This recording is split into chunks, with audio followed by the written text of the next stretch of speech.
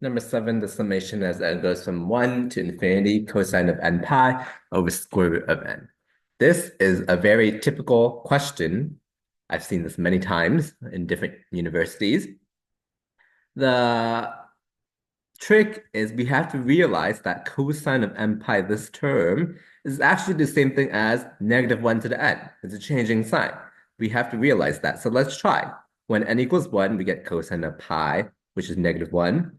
When n equals 2, we get cosine of 2 pi, which is 1. When n equals 3, we get cosine of 3 pi, which is back to negative 1. When it's 4, cosine of 4 pi, that's 1. So you can see it's just minus 1, 1, minus 1, 1, alternates back and forth. No different than negative 1 to the n. So let's rewrite this guy as negative 1 to the n over square root of n. Okay, and let's double check that our index is correct. When n is 1, we get minus 1, right? And when n is 1 here, we got minus 1. So that's right. Okay.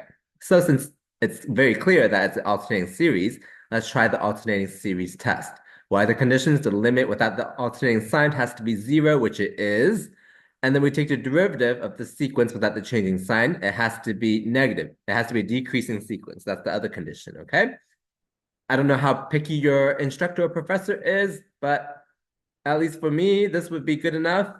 You take the derivative, say that's negative for some value and onward, okay?